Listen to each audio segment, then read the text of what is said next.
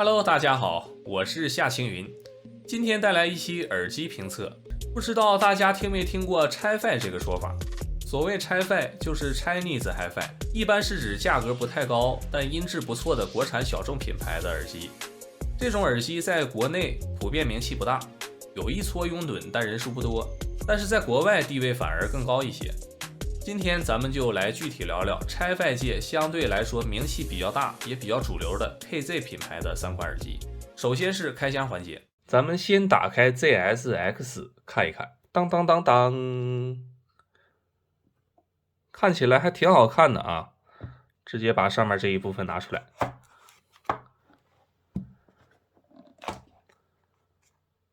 这个耳机看着是，我觉得造型啊挺好看，但是呢，因为它跟一般的耳机设计的不太一样，所以说戴上舒不舒服呢，我是抱有一点怀疑。但是当时特意问了客服，客服说是跟其他款式戴着没区别，所以我才拍的这个。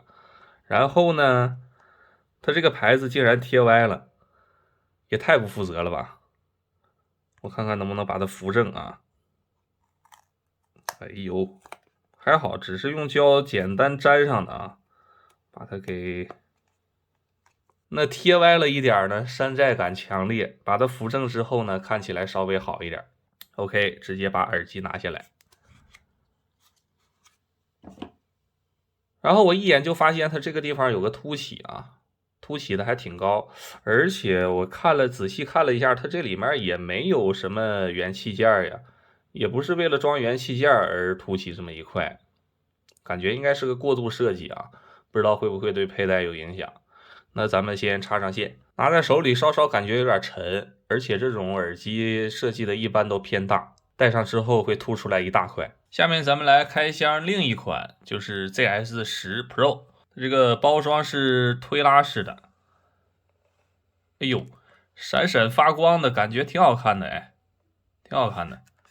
然后下面有一句勿忘使用耳机的初衷是享受音乐。这个包装更简单一些啊，没有 ZS-X 那么精致，但是呢，这个我觉得是更好看一些。然后咱们马上把它拿出来，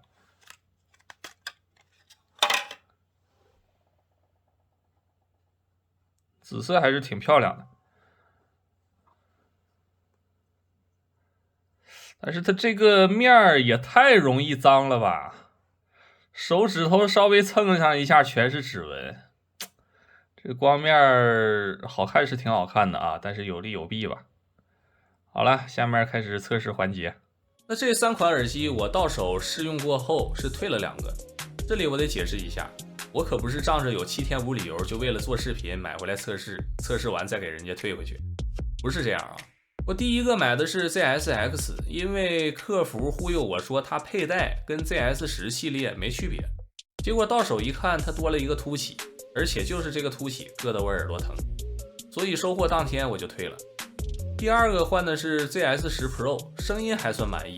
但是看到 Pro X 的商品介绍，感觉它能弥补 ZS-10 Pro 的缺点，所以对它产生了期待。而且10 Pro 外观有一个问题，就是它这个光面随便一摸指纹就很明显，这也是想换货的主要原因。我觉得既然有7天无理由，也没有拆封不能退的限制，就算真的只是试试，然后不满意退掉，也是天经地义。毕竟你商家和平台提供了这个服务，消费者就有权享用。不能说你提供了这个服务，但同时又要用道德来绑架消费者，不让人家用吧。只不过作为一个 UP 主，我还是希望大家不要误会，我换货退货都是有正当理由的。那首先第一个部分是麦克风音质的测试，不关心这个的兄弟可以直接跳到下个部分。为什么我要重点测试麦克风呢？我买这个耳机啊，其实主要不是用它来听东西，而是因为我最近在研究一个课题，就是只用一副入耳式耳麦加板载声卡能不能做到高音质的直播。所以我去看了大量国内外耳麦的评测，重点就是放在麦克风音质上。在各家的评测里， KZ 的麦克风音质不能说是最好的，但都名列前茅，再加上属它便宜，我就优先考虑它了。到手测试后发现它的麦克风确实不错，下面放录音给大家听一下。现在正在测试的是 ZS-10 Pro 耳机自带麦克风的音质，由于 KZ 耳机自带线材都是一样的，所以只测试一款就行。现在录的是麦克风跟着耳机线正常下垂状态的声音，这样肯定是距离感比较强的。然后现在我把它拿到离嘴比较近、比较正面的位置。KC 的耳机有很多消费者买回去是当游戏耳机用的，这也是为什么有若干自媒体会去测试它的麦克风。所以如果大家想要入耳式游戏耳机，这款确实是可以考虑的。软件提升语音质量的方法呢，我下期视频也会介绍。再接下来，我现在是把它拿到嘴边，而且是正对着它，主要是测试气流比较大的情况下对它的影响有多大，会不会产生特别严重的爆音。最后，我现在是晃动麦克风一侧的线，让它接触我的衣服，试试杂音会有多大。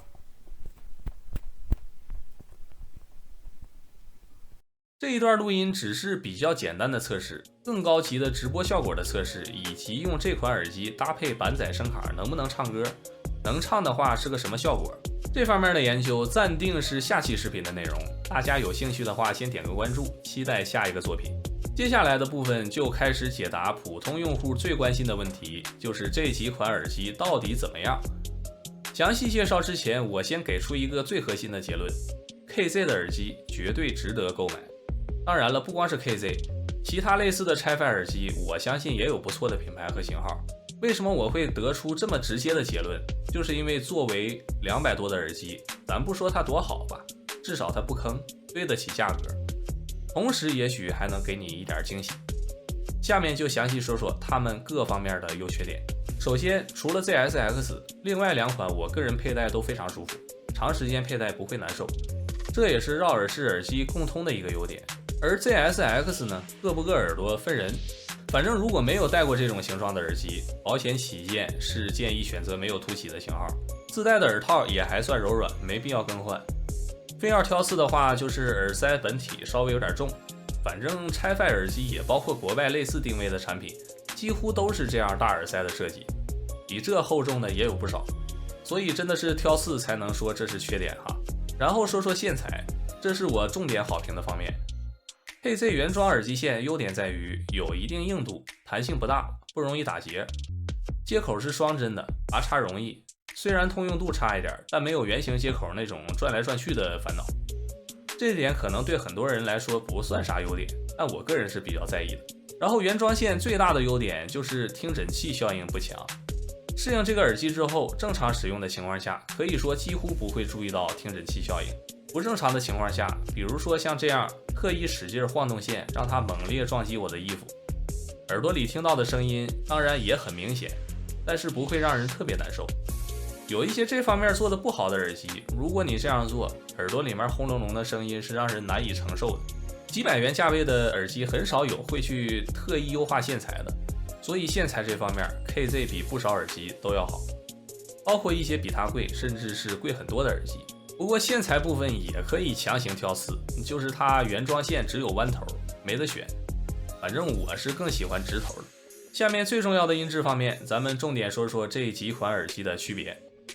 我一开始买 ZSX 的时候，客服说这款声音方面比 ZS10 系列好，但是全部试听过后，我觉得 ZSX 的优点只有在中低频方面是这3款里最舒服的，但是它的缺点也是太偏重于下盘。正常来说，用耳机或音箱听音乐，应该是高音听起来比较近，低音相对来说靠后一点，这样才符合我们听音的直觉和习惯。不懂为什么的，可以参考一下交响乐团的乐器排列。但是 ZSX 最大的毛病就是它低音听起来离人很近，高音反而离人远一点。具体来说，就是听人声，尤其是女生，就像中间隔着一道很厚的空气墙。所以 ZSX 这款耳机听音乐就感觉怪怪的。然后 ZS10 Pro X 它的产品介绍说是升级了高频单元，还给出了具体的型号。不过我不仅没听出来升级，反而感觉整体都有下降。我对它的期待是高频比 ZS10 Pro 更加通透一点，细节能更多一点。但实际上不仅没有达到期待，反而它的中高频明显发虚。就是感觉听女生的话，齿音和混响的比例要多一点，嗓音也就是歌手本来的声音的比例反而少一点。听男生的话也少了一些浑厚的感觉，比较单薄，低频也没什么弹性和饱满可言。总之 Pro X 虽然硬说的话也对得起200的价格，但是对比之下，咱们还是当它不存在了。也是基于上面的评价，我最后留下了 ZS10 Pro。接下来就更加详细的聊聊这一款 ZS10 Pro 的高频表现，其实也比较一般，什么通透啊、灵动啊、甜美呀、细节呀，这些烧友们常说的方面，它都不大行。但是你说它糊，或者说它不清晰，那也完全没有，就是一个非常非常普通的表现。而且 ZS10 Pro 听人声也有一点距离感，只不过它比 ZSX 要好不少，起码听起来没有明显的奇怪的感觉。现如今音乐制作也好，听音设备也好，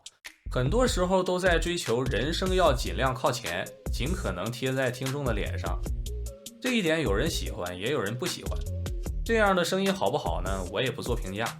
只是如果真要入坑这系列的耳机的话，咱们知道它有这么一个特点就行。然后它的中低频表现都不错，清晰度没有问题，声音是比较均衡稳健的类型，低频量正好，听低音很重的音乐也没有轰头的感觉，准确度或者说还原度是不错的。